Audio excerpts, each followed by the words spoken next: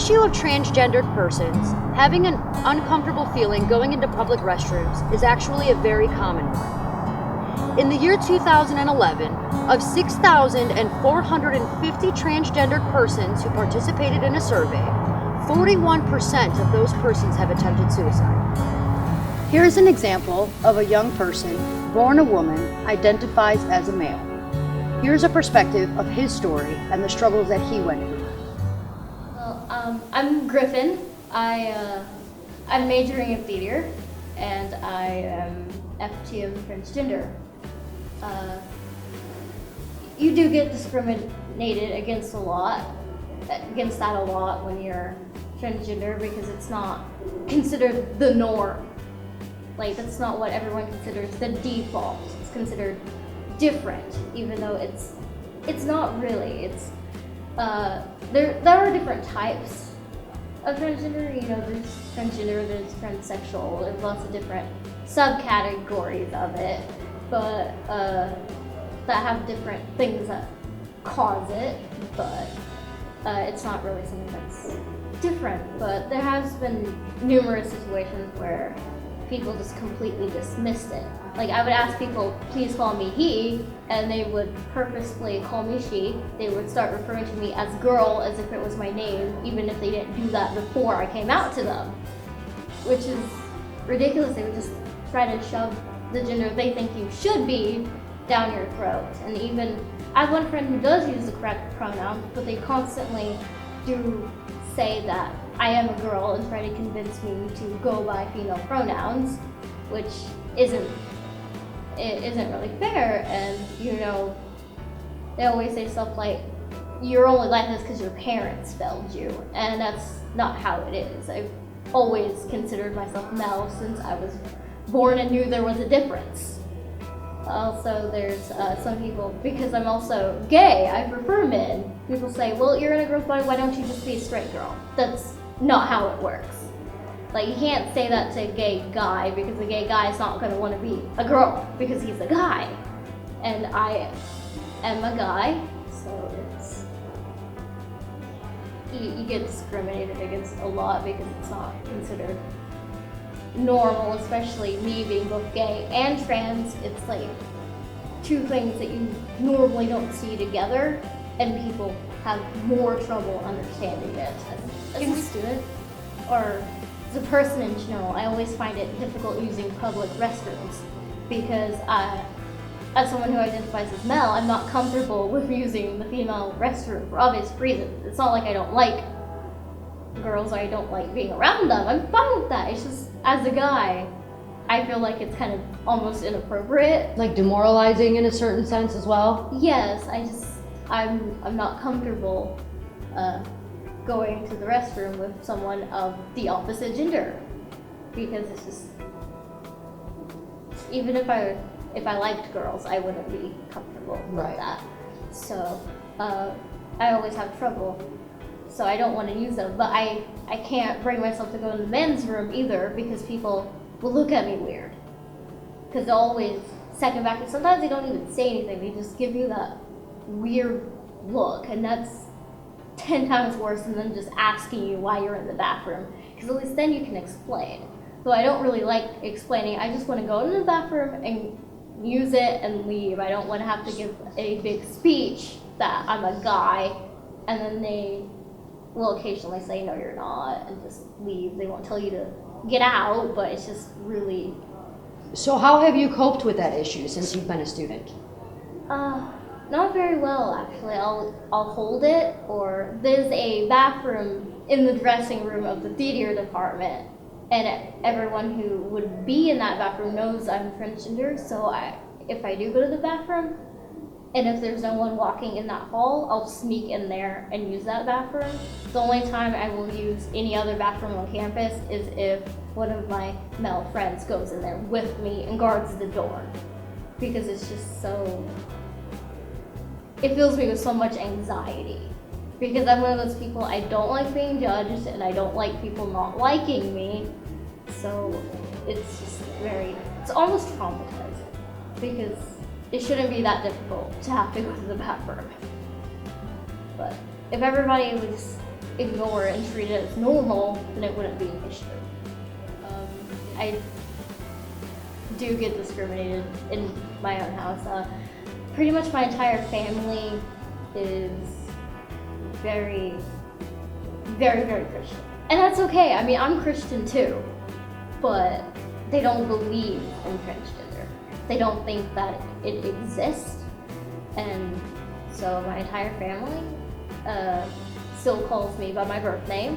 They refuse to call me by anything else. They constantly use female pronouns. And I've asked my grandmother numerous times, but she always tells me, no, you're physically female, so that means you're a girl. You're not deformed, so you can't be transgender. Transgender people have to be deformed. She constantly tells me I'm doing it just to hurt her, that I'm making it up, and it's every day she brings it up. So it's like a daily issue. If I don't avoid her, I will get misgendered and I will get insulted. And I've tried explaining it to her, and there's been times she's said fine, I'll accept it, but then the next day she'll change her mind. And it's a constant roller coaster. And my aunt is kind of, she never said anything against it, but she still calls me by my birth name. So I don't get to talk to her much. I don't really know her take on it. Well, there are a lot of feelings to struggle with when you're transgender. Aside from the feeling of being different or alienated, there's also the dysphoria that comes with it, the sense of being out. It's like an out-of-body experience. It's extremely uncomfortable. It's like every day you feel like you're not you. Like you don't have a physical form, or you do, but it's not yours, like you're trapped in someone else's body, and it makes you disoriented. Mine is one of the extreme cases. There are some people who are transgender who experience no dysphoria, and they're okay. Mine is an extreme case. I have to bathe and shower with the lights off, because if I see my body, I start hyperventilating and I get extremely uncomfortable. Because I feel like I'm looking at just some chick. You know, I don't feel like I'm looking at myself. And just constant discomfort. It's hard to find a comfortable position, because if you, in certain positions, it'll remind you that your body isn't the way that your mind tells you it should be. And those little reminders can cause hours of emotional agony. Just from the little things. Like if I accidentally cross my legs, I'll end up depressed for hours. Aside from that, there's, like I said, the alienation. You feel like you can't talk to people. I didn't come out to anybody until I was 15. So because especially if you don't grow up in a place where that's commonly talked about and you know other people like that. Like, I grew up in an environment where nobody talked about the LGBT community at all. Like, I was actually honestly homophobic until I was 12, because I thought you were supposed to be. I thought it was wrong. It wasn't until I was older that I realized I was LGBT and there was absolutely nothing wrong with it. So you're afraid to talk to people, you're afraid they're going to hate you or judge you, or that there's something wrong with you, that you're broken when you're not. You're just you're just a person, and that's okay, but you don't know that because there's no one there to tell you that. So you just end up pretending. You end up acting, saying stuff like, I'm fine, I'm okay, trying to convince yourself you're something you're not because you think that's what you're supposed to be. And it causes lots of anger. When I was younger, I used to get in trouble constantly because I would lash out because I didn't know what else to do. Because I felt like I couldn't talk about these things, because I felt like there was nothing to talk about. Because I didn't understand that it wasn't just me. And it was something that was real and not my imagination. How much of the discrimination that comes from other people do you believe comes from what society teaches us, and how much of it do you think comes from what a household will teach someone? I think it's 50-50 because, like I said, I was extremely discriminating when I was younger. I was taught that it was bad to be overweight. I was taught that it was bad to be homosexual.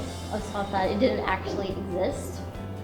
I was taught, my grandmother was very racist. I was taught that everybody has to be with the exact same nationality, like Germans have to be with Germans, Americans have to be with Americans, African Americans have to be with African Americans. I was taught that way. It wasn't, and I didn't open my mind until I was like 12, 13, which is ridiculous. So there are lots of people who unfortunately don't realize that it's okay, and they keep that train of thought that their parents taught them. So I think it is 50% being taught by your parents and 50% of the society, because people are so conformative to what society tells you. Like, if society tells you should get the new iPhone, everybody's gonna get the iPhone even if you don't really need it. It's just like society says that marriage is supposed to be between a man and a woman, so when it's not, people conform to what society says it should be. And everybody goes with that. They go with the flow. They jump on the bandwagon. They're afraid they're gonna get left behind or ridiculed. So it's like just cheap.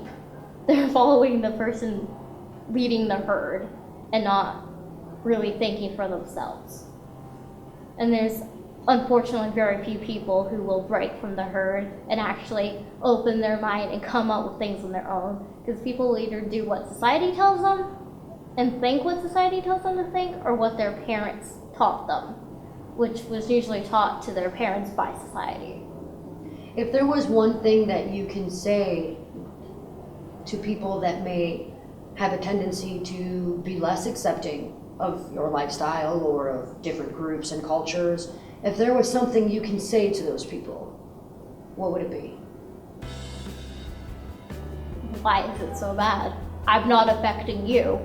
The only person it is affecting is me, and because of people like you that are acting like it's harming you, it's affecting my life in a negative way instead of a positive like it should. Because really it's not affecting you. It's not hurting you. I'm not hurting anyone. I'm not insulting anyone.